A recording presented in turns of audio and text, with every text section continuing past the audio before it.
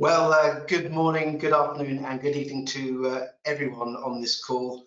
Really nice to have you along, and hope you'll enjoy the next hour. I'm Guy Platten, Secretary General of the International Chamber of Shipping, and I'm delighted to welcome you to this latest edition of our ICS Leadership Insight Series, our fortnightly discussion where we aim to spark some different conversations by bringing together leaders from both inside and outside the shipping sector to examine global issues impacting trade, economics, geopolitics, and technological innovation, and the implications, of course, for our sector.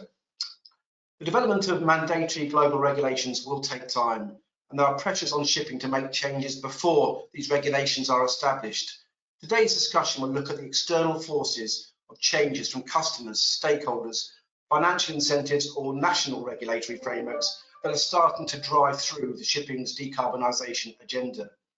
If we are to achieve the IMO's target of a 50% reduction in global greenhouse gas emissions from shipping by 2050, all avenues must be explored. As a proactive example of taking a different approach, the ICS, along with our industry partners, have proposed setting up of a pioneering $5 billion research and development fund, funded by a mandatory levy of $2 per tonne on marine fuel. And this is currently being considered by the IMO Marine Environmental Protection Committee. This is just perhaps one example of stakeholder-led initiatives to change, and in today's discussion we will look at some other examples. We've got a huge amount to pack into the next hour, but just in case you miss any of the points, the session is being recorded and you will be able to download the footage shortly after the meeting has finished to review at your leisure. We would also encourage you to ask questions during the session using the question function on your control panel. And thank you, we've already had some questions already been submitted, and please do submit more, and I will try and get through them as the hour progresses. And we'll read the points into discussion or just provide you, if we can't get to you, some written answers after the meeting. So without any further delay, let me introduce you to today's expert panel. Firstly, I'm delighted to welcome Rashpal, Singh, Bhatti for today's discussion. Rashpal is a VP Maritime and Supply Chain Excellence at BHP, one of the world's top commodities producers. Rashpal is in charge of BHP's marine freight requirements and is therefore one of the world's largest dry bulk charterers. Welcome to you, Rashpal. Our second panelist is Christopher Rex. Christopher is Head of Innovation and Research at Danish Ship Finance, a specialist ship financing house. Christopher is behind the well-respected biannual shipping market review. Welcome to you, Christopher. And our panel lineup is completed by Valentina Keys, Senior Associate in the Environment Team at law firm CMS Cameron McKenna Libero Olswang. It seems to get longer, the names, as the years go on. Valentina is a specialist on the sustainability climate change agenda and has twice been named a Legal 500 Rising Star. Welcome to you, Valentina. Rashpal, I'm going to turn to you first. BHP has been making news in the award last year of the world's first LNG-fueled Newcastle Max carrier tender. We really look forward to having some of the insights and reasons behind your move to LNG-fueled ships. What persuaded your board to take the decision, and what has been the hurdles you needed to overcome? And were the drivers to make this move internal, or were there external considerations? So looking forward to your insights on the decarbonisation road ahead. Thank you, Rashpal. Over to you. Guy, thank you very much. First of all, it's a pleasure to be on this panel today, and a big thanks to you, the ICS, and of course, Espen, for having me here. Of course, great to be here with Christopher and Valentina today. So, as you said, Guy, we were the first organisation to tender for 5 LNG-fueled Newcastle Maxes globally, and the first one of those will be delivered in January 2022, so in less than a year from now. We started this process in 2018, Guy, and what we found was that many parts of the ecosystem, whether that was banking, ship owners, technical managers, classification societies, etc., were working on LNG as a fuel of choice across the globe. But no one was taking the bull by the horns and saying, from an ecosystem perspective, an end-to-end point of view, what could this look like? There was far too much rhetoric about the economics and the emissions impact, and not enough what I would call hard facts. So what we did was we did two things. First of all, we said a technical design is of utmost importance. Can this be done? Is it, and in an engineering perspective, is it possible? And we brought together DNVGL, NYK, shipyards, charterers, many organizations, including financiers, and said, we're going to put together what we call the Green Corridor Project and say, can this be technically done? And that setup of some of the best experts in the world said, absolutely, this can be done. The tank sizes can be put into Newcastle Max. But that setup didn't tell us what the economics would look like. So what we decided to do was we decided to tender. And we went out to many parts of the globe and put out a tender. And we were overwhelmed, Guy, with the response. We had many dozens of responses from many parts of the globe. But what was important here was that we took an ecosystem approach. We realized that as BHP, we don't have all of the expertise in this area. We know what we want, but we're not specialist LNG players. We're not shipbuilders. We're not financiers. And so we're going to have to bring together many parts of the ecosystem, probably share some value in that ecosystem, understand that we're not the experts in that ecosystem, and take what I would call a humble approach. To our surprise, and the upside was incredible, that what we got back was technical data, commercial data that took us the best part of 9 months to decipher through it. And at the end of it, we partnered with EPS, as you know, and Shell as the supplier of the fuel. And the crux of this is that LNG fuels Newcastle Maxes, 205,000 ton vessels, will deliver a 35% reduction in carbon and it almost eliminate NOx and SOx. And most importantly, we will do this at a cost that is lower than the reference case. The reference case being a brand new CapEx vessel, a brand new Newcastle Max fueled with VLSFO. This is a very important point. So this is not just about the social value of reduction from an emissions perspective. This is about emissions reduction and doing it economically and delivering shareholder value at the same time. And I'm very pleased to say, Guy, that today our competitors, and if we look at the peer landscape, all of FMG, Rio Tinto, and Anglo have all since announced dual fuel vessels, and that makes us very happy. Of course, we feel that we'll have a competitive advantage from a somewhat of a time perspective, but this is not what this is about. This is about thought leadership and taking the position forward. As the largest bulk charterers in the world, we feel we have a responsibility. And our partners have come together. EPS, Cyril has been fantastic. Shell, Tahir has been fantastic in putting together the solution. And Singapore, of course, who would want to be in any other place than Singapore? The MPA have been phenomenal in allowing us significant amount of infrastructure and data to make this happen. And if I can just talk about the enablement for a second, the enablement here has been both contractual, it has been from a financing perspective, but most importantly, this has been about capability and mindset change. This has been about saying that we think this can happen, we think we can do it, but we know we can't do it alone. And it's been about saying that we will reach out to the market at large, we will bring the best players around the table, and we will share value. And with that, we think the 5 Newcastle Maxes that we will deliver early next year will become 10 and 15 and 20 and many more. And that'll be an industry-wide phenomenon until such time that the homogeneous fuel of choice is known. And until then, we're going to have a heterogeneous set of fuels that will take us through to the next couple of decades. And as I always say, Guy, people ask me why LNG, and perhaps I can leave this till later, but the answer to them is, in the pursuit of perfection, don't look past what is good. And that's my view and BHP's view on this. And I have had the absolute support of our board, of our executives, of Mike Henry. And as you can see from an industry perspective, the industry is taking a leaf out of our book and replicating what we're doing. So there couldn't be much better vindication, really. Thank you. Just on that one, bearing in mind that LNG is often described as a transition fuel as we move to zero carbon, how long do you expect your LNG investments to last?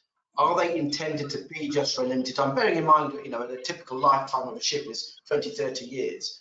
And are they intended to be just for a limited duration only, pending this sort of introduction of perhaps a zero carbon fuel, which we don't yet know what it's going to be? Are you confident about those investment decisions that have been made? You know, you said 5, 10 and more, so it's obviously a real strategic commitment at this point, which is good to hear, but it doesn't come without risk. It doesn't come without risk, Guy, and this is what I was saying earlier, that we've taken an ecosystem approach, and the partnership with EPS and with Shell is very well thought through. And so a couple of things. First of all, this is not a transition fuel. I don't agree with using that terminology. And I'll tell you why. I think LNG will form part of the mix. What percentage of that mix it will be, I don't know. What the final fuel mix will look like, I don't think anybody knows. And therefore, to be the early adopters of LNG, to understand the fuel from a safety and economics perspective, can only be good. Can only be good for us. The second point is that we, as we've said previously, we've signed a 5-year contract with EPS, and with an option to extend. So from a risk perspective, obviously we're capping our downside, but EPS is taking a very, very firm view that this fuel is here not as a transitionary fuel, but here for a long time to come. And don't forget, these are dual fuel engines. And the other point here is that if ammonia or hydrogen or other fuels do become the fuel of choice, it's not that these vessels cannot be later retrofitted to use those fuels as well. So people have really thought through the optionality and the risks associated with this, and made these vessels very fungible to take us through the next decade. Thank you for that. And there's loads of other questions that are coming in around this. So we'll just leave it there for just the time being. And it was a great insight. Really appreciate you sharing that with us. Crystal, we've heard from Rashpal just now about the bold decisions and the investment decisions that have needed to be made on our decarbonisation journey. But we are a really complex, fragmented industry, and there won't be a single pathway to decarbonisation for the whole sector. Could you shed some light on how innovative financing models can help turn decarbonisation into a business opportunity for the shipping sector and accelerate this pace of change? So over to you, Christopher. Thank you very much, Secretary General and Mr. Rashpal Bhatti, for the inspiring contributions. Let me try to give you my humble input to this super interesting discussion. When I look into the current business landscape, I see that many business models are still highly dependent on the asset game. That basically means that value are not primarily delivered through operational excellence, but as likely as from trading the vessels. The cash flow from operations are often inadequate to yield a proper return on invested capital related to the asset ownership. The nature of the asset game means that many vessels are only upgraded with solutions that can deliver a quick return on invested capital.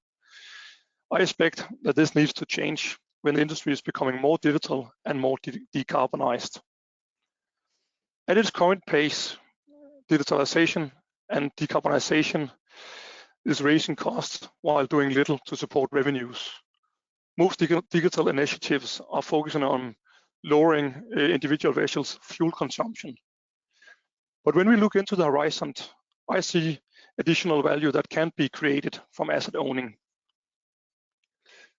To create more value from asset owning, we will need to rethink the business model, creating new revenue streams, further reduced costs, and maybe even rethink the competitive landscape. If we look to other industries, we clearly see that some have done it before us.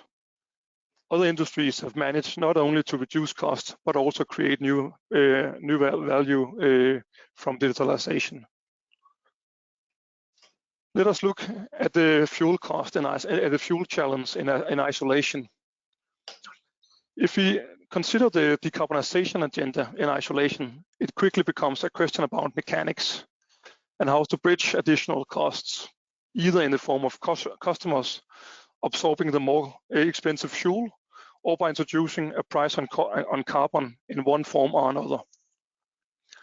These are all super relevant issues that we need to solve, but changing the fuel type will not in isolation create a pathway where more value is created. But if we do consider alternatives to the status quo, I begin to see the outline of an industry structure where more value can be created.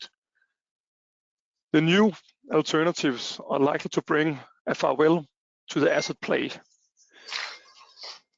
But I imagine that a super standardized fleet of vessels supplied to the market as a service can create more value. These vessels are likely to be operated more cost efficiently, since standardization will allow economies of scale and allow the establishment of circular maintenance, which are to reduce cost further. Revenues are not only driven by freight rates, but also the income potential of the data exhaust from a large standardized fleet. But the major win can come if we are beginning to monetize the expected price reduction of a zero carbon fuel of the future by being a first mover. The vision I present here is very different from today's landscape. But if we look for other industries, the thinking is not that different. Take personal mobility as a service as an example, or the infrastructure sharing among telecommunication companies as another. I envision the next generation vessel can be supplied to the market as a green product, as a green premium spot product, but priced as a utility, capable of competing with the lowest priced alternative. The introduction of vessel as a service can result in radical changes to revenues, margins, but also balance sheet profiles for ship owning companies. I believe that we can reintroduce vessel as an attractive asset class when we digitalize and decarbonize our industry. Thank you very much for your the opportunity to introduce my thinking on how the decarbonization and the digitalization of our industry can bring additional profits and a greener future for all of us. Thank you very much, Christopher. Just perhaps one question for us. Could you perhaps share with us some examples of performance-linked loans Danish shipping finance has secured with ship owners and others in the shipping industry to incentivize this decarbonisation? And are these financial incentives available to ports, so we can start looking at the infrastructure and we can get cleaner ports getting better rates for ship owners to use? I think that first of all of us are acknowledging that the green agenda is in its early phase here. So making green loan is also in its infancy. We're doing some performance-based margins, so allowing green or improved performance by some of our lenders to reduce margins if they are performing strongly on their emissions. But I think that the really scalable solutions remains to be seen. We basically need more business model innovation, as what I try to outline here. So I think that the vast majority of the potential is in front of us. We are all looking for incremental improvements in existing vessels' performance. But I think that the big win will come when we look into the next generation vessels that are not yet necessarily ordered or built. So I think we will need to wait a little bit further before we begin to see the large scaling of the green financial markets of vessel financing, to my understanding at least. Thank you. I suppose the $60 billion or $1 trillion question is what those ships are going to be, and we'll come back to that as well. But really, thank you very much, Christopher. If I can turn to you now, Valentina. In my introduction, we recognise the role that international regulation plays in catalysing change, but also that the pace of change required needs to be faster. Can you tell us something about how climate policies and the environmental social governance criteria can be harnessed to stimulate this change? So over to you, Valentina. Thank you, Secretary General. It's a pleasure to be here today. Apologies for the background noise. I'm in the middle of London and there's roadworks going on. So please bear with me, but it's a real pleasure to share the floor with Christopher and Rashpal. My thoughts on this are as follows. Experience shows that clear and consistent policies from government supported by clear and consistent decarbonization targets, laws, regulations, and rules, complemented by balanced mix of carrots and sticks, incentives and disincentives, effect positive and transformational change. There are numerous examples of this being effective, both European and non-European, which showcase in terms of how consumers and businesses have, particularly in the last decade, become more climate and environmentally conscious. So we now think more about, what transport we use, what products we buy, what's the energy label of a product, or even an EPC rating of a building that we're looking to purchase or occupy or invest in. So there's been much change. Looking closer to home, for example, take, for example, this very powerful and transformational a Climate Change Act that was passed in 2008. It was first of its kind, legally binding on the United Kingdom, and generated a lot of positive change. So it set a binding 80% reduction target to be achieved by UK by 2050. That was, of course, then changed in 2019 to net zero, following recommendations of the Climate Change Committee. And that affected a lot of positive change in terms of creating fiscal, economic, legal, regulatory drivers, as well as voluntary drivers, I should say, which generated this move away from coal towards gas, towards renewables, towards solar, towards wind, and also generated and influenced the uptake of solar panels in individuals' homes even, and by businesses. So that change in mindset generated a change in policy, as well as in the decisions that were being made at board level. So in terms of how that marries up with ESG, obviously the two, regulation, policy, they have to be aligned with ESG criteria. ESG criteria needs to be transparent, it needs to be consistent, it needs to be harmonized so that everybody is adhering to the same climate-aligned targets, climate-aligned goals, aligned with the Paris Agreement, of course. Take another example in transport, how now we're moving away from petrol, certainly moving away from diesel towards electric vehicles, towards electrification of fleets. Many businesses have committed to net zero, my law firm included. We've got net zero targets that we've got to meet in the next 5 years. And everybody is moving towards that different decarbonized mindset, if you like, where we are very much conscious of the impact that our activities have on environment.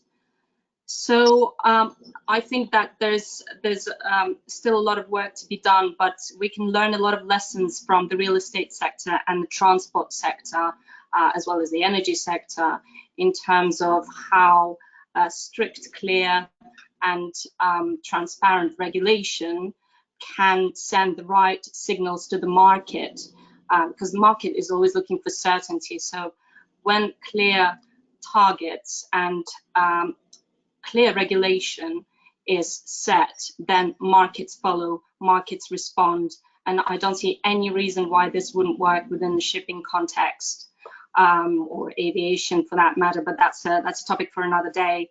So I hope that kind of sets the tone of my position.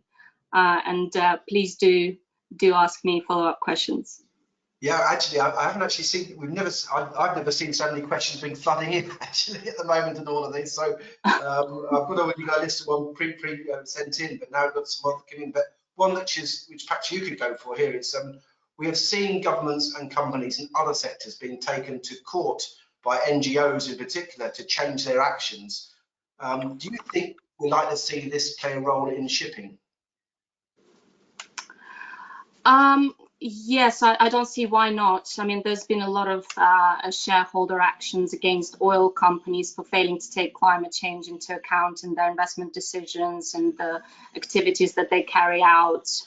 These lawsuits are rising and ongoing, and oil majors, for example, are having to completely rethink their business models and their strategies and make sure that ESG is basically written all over it in red pen.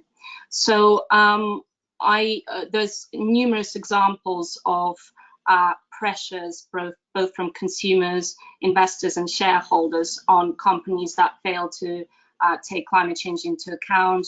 There's a lot of lawsuits in Netherlands at the moment, particularly against Shell, which I'm sure you've all heard of. So shipping is no different. So I think the risk of exposure is there unless action is taken.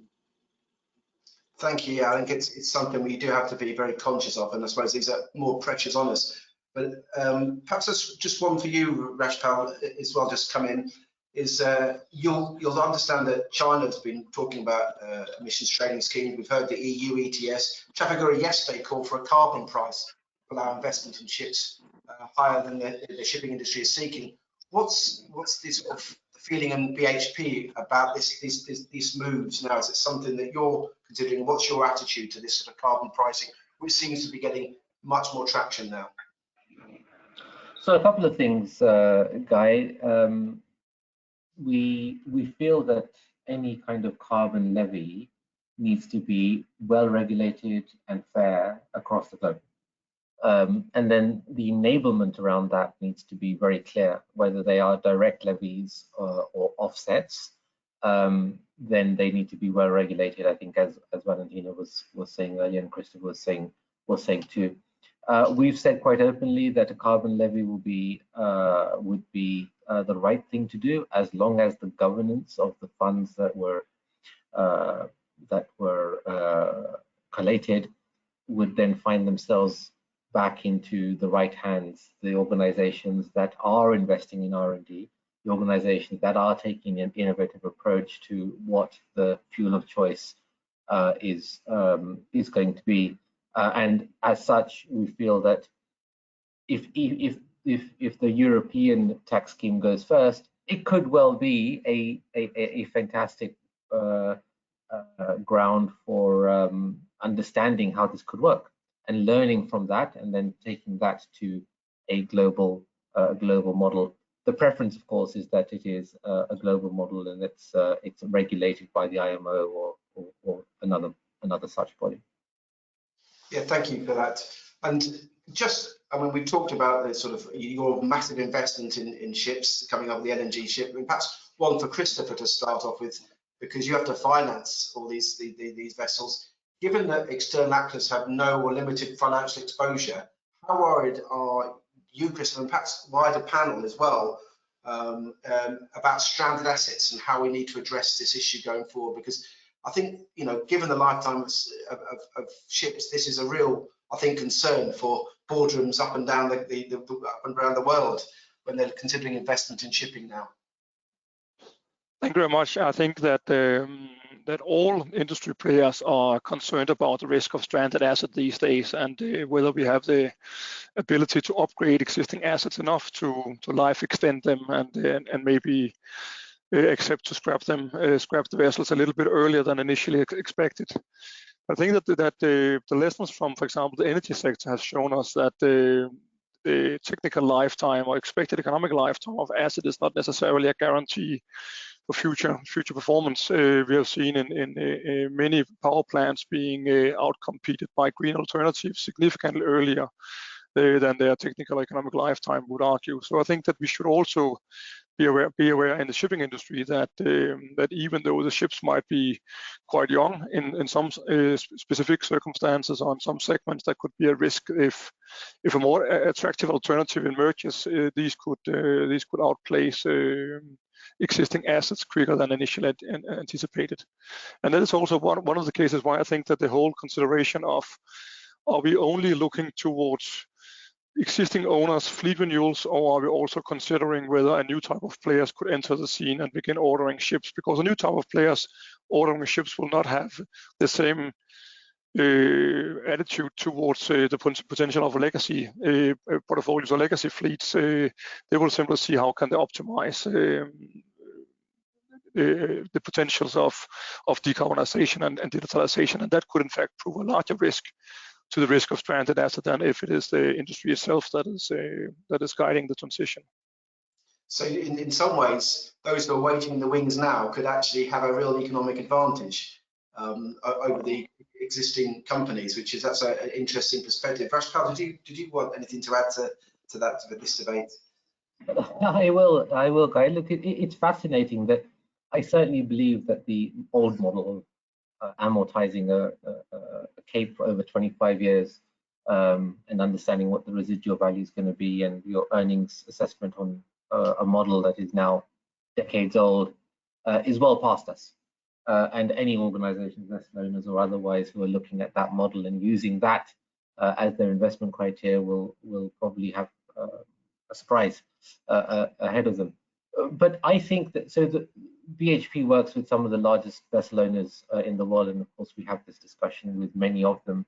And you won't be surprised to hear that many of them have already started to reprice their assets. They're looking at much shorter terms. What Christopher was just saying, they're not looking at 25 years anymore. But what is very clear is that the new builds that they are thinking about need to be as option friendly as possible. And they need to build fungibility into their assets so that they have the longevity that they need. And that requires innovation. That requires what I call lateral thought. And some of the largest and best vessel owners in the world are taking that approach. And some of them are not just fuel related. The number of vessels at the moment that are in shipyards that are looking at wind power, for example, as an assist is much more significant now, whether that's rotors or sails or otherwise.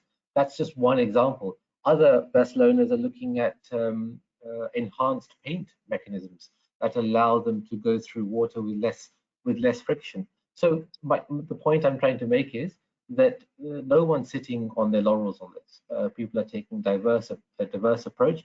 Exactly which approach will win or which will be the winners, that I don't think anybody knows.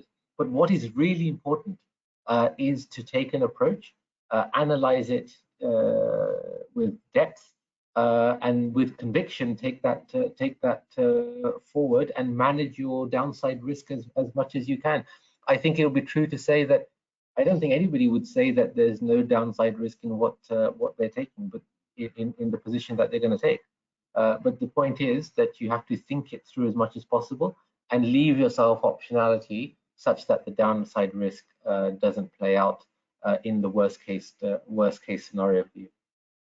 Thanks, Rashpal. I don't know if you want to comment on that, Valentina, but also something that you meant in your sort of remarks is that the UK Climate Change Act, and that's been updated.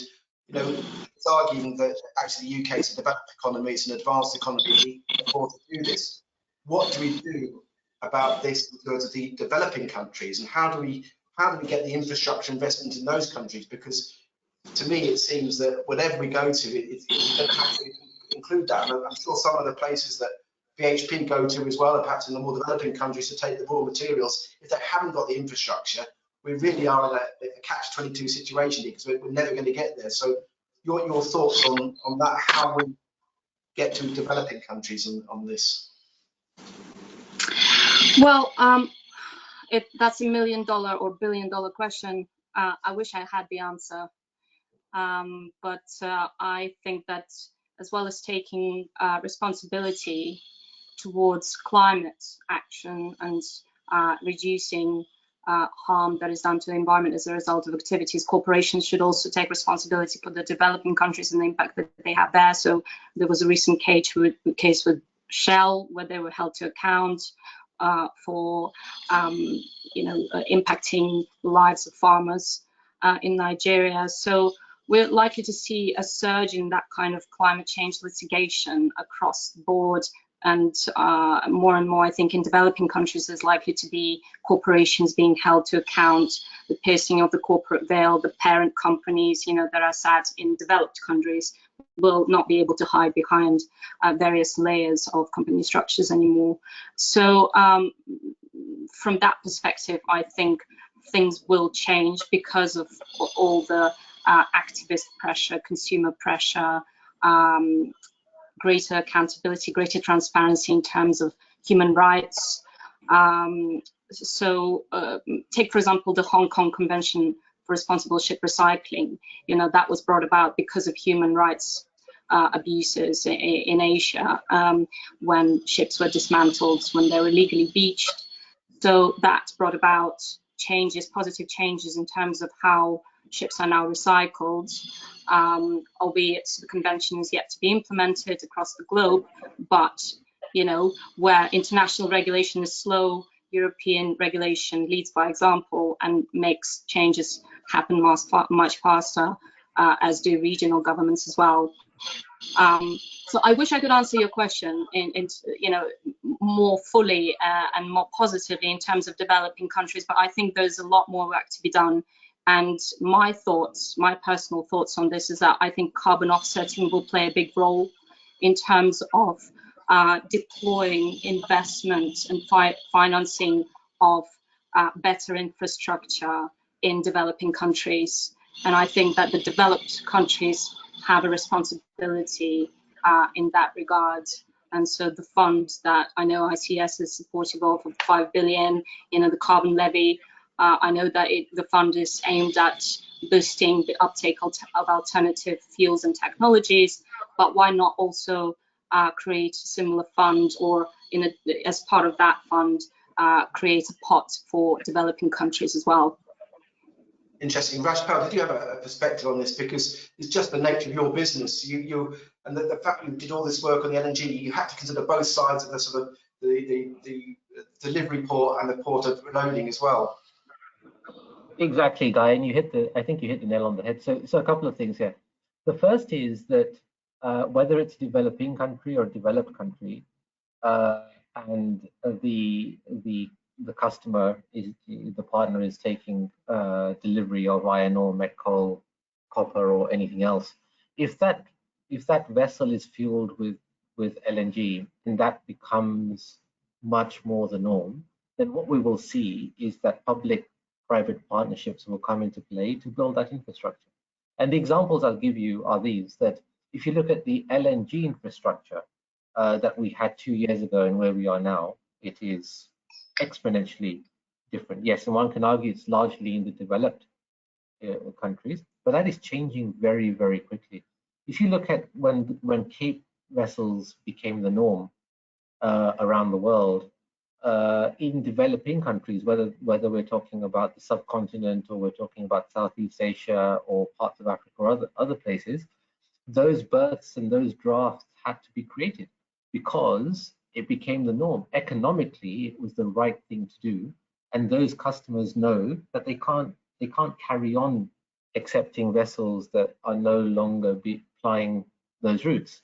And so between the public and private partnership mechanisms, that infrastructure does become the norm, and I'm quite optimistic that will happen with LNG. And the last point I'll make is and I think this is to Valentina's point, is that through any carbon levies, how those funds are then allocated into infrastructure across the global basins of where vessels will berth and discharge is very important to make sure that there is some equity associated with that.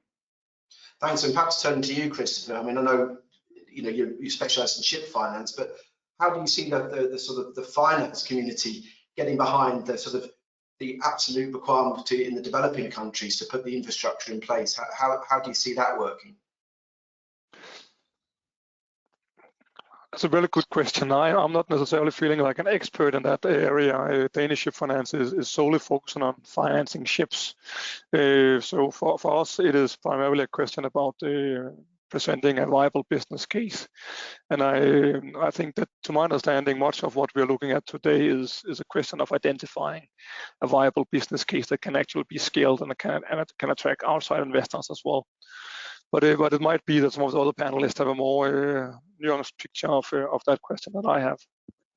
Thanks very much, Chris. And then we'll just perhaps turn a little bit. We've heard about carbon taxes or carbon levies. We've heard of market-based measures, and we see them coming down. What incentives do you think can be put in place? Because if you look at the UK system, there's huge incentives that were put in place just to go move to electric cars. It's it's the same elsewhere in Europe and around the world. You've got a grant to get an electric car, and I've got one now, and they even give you a grant to fit a charging point in your home.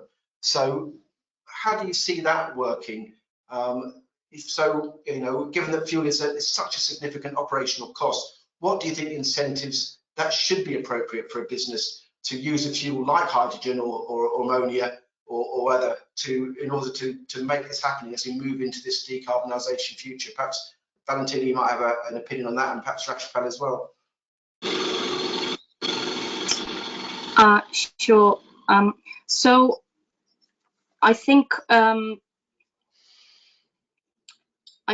it's always good to have a balance of carrots and sticks, incentives and disincentives. So I think the disincentive, if you like, is the strict regulation and also enforcement that comes with that strict regulation. There's no point in having regulation if it's not being enforced, if fines are too low, because that creates the opposite of a level playing field, which is what the shipping industry is very much striving for. But in terms of incentives, and particularly for alternative fuels, in addition to the carbon levy, which I very much support because I've seen it work very well in other industries, take the carbon trading or the various kind of reporting requirements for energy efficiency in buildings, for example, as part of the EU Energy Performance of Buildings Directive that was implemented across Europe. So in terms of incentives, I think if you take eco ports, for example, a lot of them have set targets on air quality, on reduction of waste, on providing onshore renewable power to ships that dock in their ports. So eco ports, many of them are already providing rebates and lower rates to cleaner ships, to ships that sail using cleaner fuels. So those kind of incentives, I think they are proving to be very successful, and they're spreading. Obviously not in developing countries, and I think that's where developing countries need help. But in developed countries, certainly many ports, particularly eco ports, they're offering lots of good incentives for cleaner ships. So I think that's one example that springs to mind, which I think should be deployed more widely. Thanks, Valentina. I think the situation is we're moving from a low demand, high availability of fuels for ships, really, because we tend to burn the stuff that other people don't want, to actually, which will be a high demand and low supply if we move these alternative fuels. So interested to hear what you have to say on this, Rashpal. And also there was a question directly to you from one of the audiences: are charters prepared to pay for a more expensive zero carbon shift? So we've talked about incentives, but also is there a sort of philosophical sort of alignment now to actually pay for the new zero carbon fuels? Remind me if I don't respond to that at the end of this. So just going back to the incentive, do you want me to answer the incentive? Yeah, please, yeah.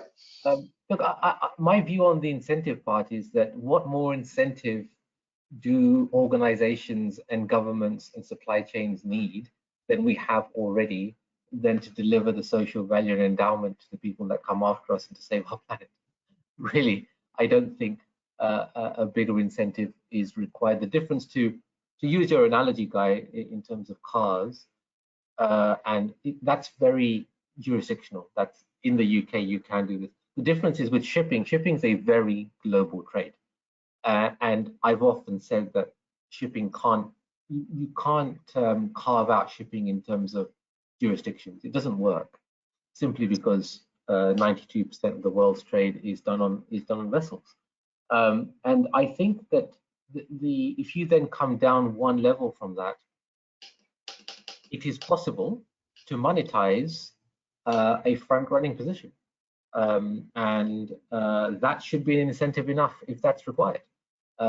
If organizations look at their supply chain and say that from a base position they're able to reduce their carbon footprint by 40%, that monetization is not just with the customer, the end customer, that monetization also comes from their shareholding.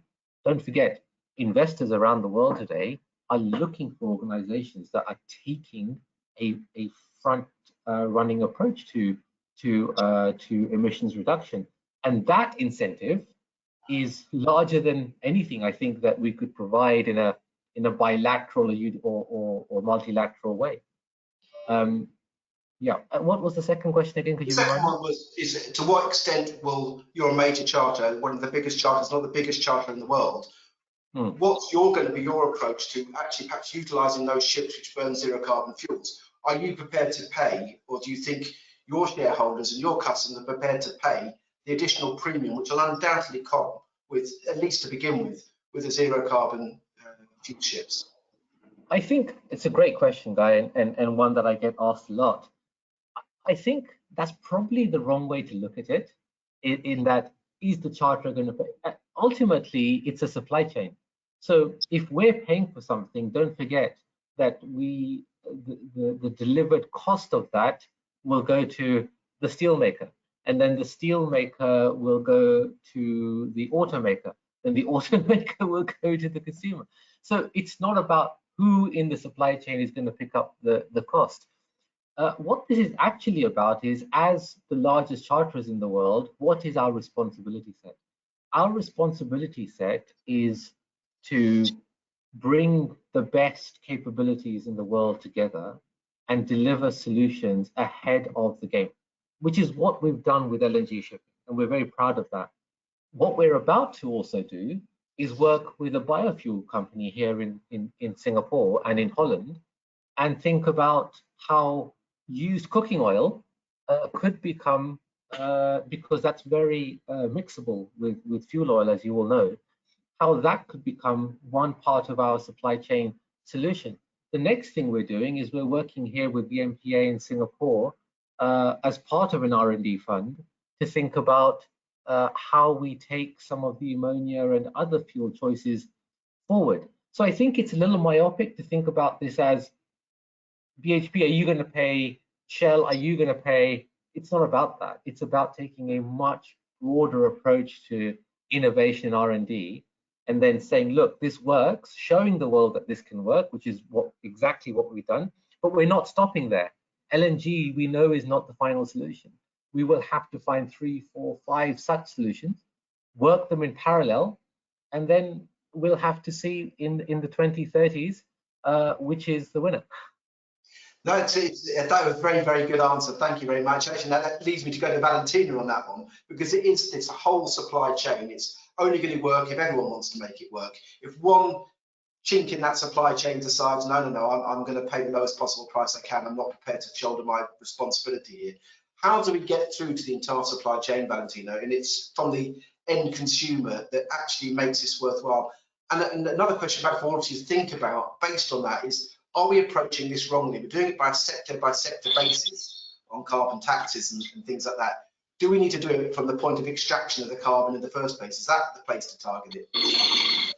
Anyway, I think thank you. I think everybody on this panel agrees that the only way forward is collaboration and a joined up approach. So that means the whole supply chain. So starting from the consumer, starting from the customer, you know, the Zaras, the Amazons, the DHLs, the IKEAs of this world are already, you know, following their own net zero targets and ESG criteria and placing the demands on, for example, how they ship their goods, on the carriers of of the goods that they transport. So they are prepared to pay high rates for cleaner fuels because brand is everything to them, reputation is everything to them. So it starts from them. They are driving that change, aided by regulation, aided by ESG, aided by greater demands for transparency and accountability. Take, for example, ESOS, the Energy Saving Opportunity Scheme that implements the EU Energy Efficiency Directive. So ESOS has really made a step change in terms of large corporations being held accountable for their carbon footprints and for their, Scope 1, Scope 2, Scope 3 emissions. That includes transport and, business travel and how they ship their goods and how energy efficient their buildings are. So I think that a joined up approach is an absolute must going forward. So that ports are talking to stakeholders, ports are talking to ships, ships are talking to ports and stakeholders, ships are talking to manufacturers, to shipbuilders, to fuel suppliers, etc., and of course governments and policymakers. And I think it's very important to also understand, for businesses to understand what are their obligations. It's often the question of knowing what question to ask. Sometimes there's so much change happening. There's so much need for horizon scanning to know exactly what's coming, so that you're not reacting. You're actually prepared, and you're proactively preparing for change, as shipping industry did formidably with the sulfur ban that entered into force exactly a year ago. So everybody knew it was coming. Most sophisticated shipping companies knew that it was coming, and they prepared for it, and they made plans, made arrangements to remove the high sulfur fuel from on board ships. They found ways of disposing of it, even made a profit if they found, a company that was actually prepared to turn that fuel into something else.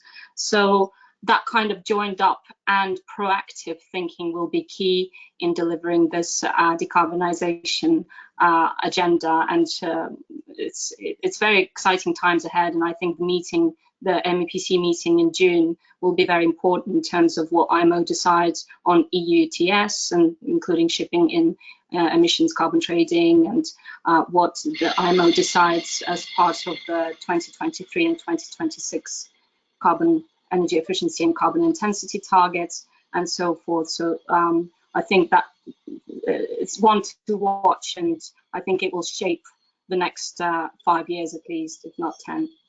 Do you think, just building on that really, and it's what Rashpal was saying, so we've got IMO regulation coming in, and that's fine, that's sector by sector. Is there regulation that needs to come right at the start of the supply chain as well, which is the consumer? So in terms of that regulation, is there a place to play that which helps drive that change and that collaboration throughout the supply chain network? Do you think that's coming, or it's already there? Or what's your feelings on that? Because it seems to me that, again, one small part of the supply chain decides not to do this or is not regulated, it becomes exceptionally difficult to achieve. Yeah, well, I think that's a very good question, because it gives me the opportunity to bring up the EU Green Deal, because the EU Green Deal is looking to do specifically that, to start from the consumer side and to drive kind of regulational change at that level, so that then consumers are forced to place demands on other sectors. So there's a lot of change coming from the EU Green Deal, which will impact every sector of the economy, and which will incentivize every different sector to talk to each other, to enter into dialogues, to ensure that they have a joined up approach towards the net zero targets. Thank you. We've got so many questions here, and we are running out of time. But just, I don't know if you had a comment on that at all, Chris, but also there was one that's come in about digitalisation, which you did talk about in your opening remarks. What do you see the barriers of the adoption of digitalisation are in terms of financial aspects, global adoption, uniform standards, and the like? So just your thoughts on that, Christopher. I think if you take up the question on digitalization, I think that the largest challenge in both digitalization but also in decarbonization of the shipping industry is to to see how these new challenges are becoming turned into business opportunities. And I mean, the super fragmented asset vessel space in our industry is giving it a very hard time on turning shipping data into an asset that can be monetized. So if we begin to consider how can we, I mean, if you ask all the ship owners, and please, Rashpal, correct me if I'm wrong, if individual vessel specification is driving a competitive edge, I would expect most to say no. The same applies to the data standards. So if we are not seeing vessel specifications or data standards driving a competitive edge, why is it that difficult to accept the thought of super standardization, so we can drive down costs and begin to monetize on these things instead of just increasing costs? So I think the short answer is to identify how this can become a business opportunity and how we can scale it. Rashpal, do you want to comment on that at all? Yes, certainly. So I also wear my other hat, which is chairman of RightShip. In that space, exactly what Christopher said here is very important, that what we see is far too many bespoke, fragmented ways of taking data and using data to become information, and that to lower cost, increase safety standards. And RightShip takes a very standardized approach. And as you know, today, RightShip is the leader in bulk safety standards. And my expectation is that if I think about simple things like sensors on vessels and the data that comes from, it will require a standard that will deliver a uniform approach across at least bulks, and then tankers, and then containers in such sectors. And that's not far away. I think there's a tipping point coming, and those standards will be driven by the private industry. Thank you. We're rapidly running out of time, but there's some questions coming in. It wouldn't be a panel nowadays if we didn't talk a little bit about COVID-19 pandemic. So to what extent do you think this current crisis is going to put back our route to decarbonisation, or will it not be affected at all? So perhaps go to each of you on that. Maybe you, Valentina, first.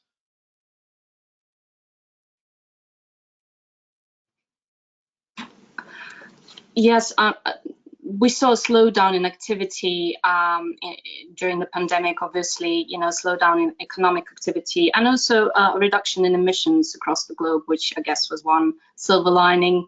The air is clean in London, for example, the birds are singing. It's unprecedented. I've never seen anything like it. So that's the positive. In terms of how we recover from this, any recovery will need to be not only economically viable, but also green. And I think pretty much every government in the world recognizes this. And there's been a lot of action, positive action done at EU level at the very least, and wider. So there's been a lot of green economic recovery packages, a lot of climate conditions included in the recovery packages for airlines, for shipping, for energy efficiency uptakes in buildings, for transport, for renewables across the board. So that is very positive that governments are seeing this as an opportunity to rebuild and rebuild better and cleaner. There are numerous examples in Germany, in France, in UK, in Italy, and there's obviously no time to go into them, but I'm happy to kind of pick up this point separately if anyone wants to brainstorm, to email me afterwards. But yeah, that's my answer. I think that positive change is being taken in terms of using this recovery from the pandemic to the advantage of environment. And now finally, environment, ESG, climate change are being taken into account when business models are being rebuilt, when strategies are being repurposed. Thank you very much, Valentina. Goodness me, it's never been such an easy panel to moderate. There's so many questions and such really interesting answers you're giving. Thank you. Christopher, your thoughts on that as well, the pandemic, and then perhaps the final thoughts on you, Rashpal. But I totally agree with Valentina. I see that that many governments have decided to also add a green angle to the stimulus packages that have been supported to recover from the COVID-19. So I think in the course of time, I will give the word to Rashpal. Thank you. Yeah, thanks for saying, Rashpal. I think it'd be remiss of all of us if we didn't talk about COVID-19 in respect to seafarers and human rights. I think there's been a huge learning for all of us, everybody in the shipping industry, everybody who touches the supply chain, that I think we can all put our hand on our hearts and say, did we all do the right thing for seafarers during this time? I think the answer would be we could have done more. We could have done a lot more. And jurisdictions closing their doors to seafarers for recrewing and seafarers being on vessels for 18, 19, 20 months on a trot. There are huge learnings for us to assign seafarers as key workers going forward, and for all of us to take a much greater leadership role. I don't think we can be proud of this, but what we are proud of is the seafarers around the world who have kept the global economy running across these last 18 months. If it wasn't for seafarers, the economic situation that Valentina described would have been even more horrific. So our hats off to seafarers around the world. Thank you, Rashpal. We've now run out of time, everyone. So I just would like to thank you all so much. I can't tell you how many questions just been sent in to me, but we could be here for another hour at least, I'm sure. So I really, really do appreciate your time today. I think we can all take a huge amount away from this. So I'd like to thank you all for your insights. And I think they're going to put some slides for the next things coming up shortly for everybody. But it's now, here we go, there we are, it's all there now. So our next meeting is going to be on the 24th of March, and it's on the future of the seafarer. We've got some great speakers again lined up for that. But please join us, and that's a great segue into this particular next thing. I don't think I even prompted you to do that, Rashpal, so that's great, and wholeheartedly agree on how sacrifices seafarers have made over the last year. So please join us then, and further details will be available on the ICS website. Just want to mention finally our Mission to Seafarers Flying Angel campaign, something which we hold very dear to our heart, and that's to help find the welfare for the seafarers around the world. So, ladies and gentlemen, thank you very much for tuning in. I wish you a very good day, and take care and stay safe. So thank you all very much.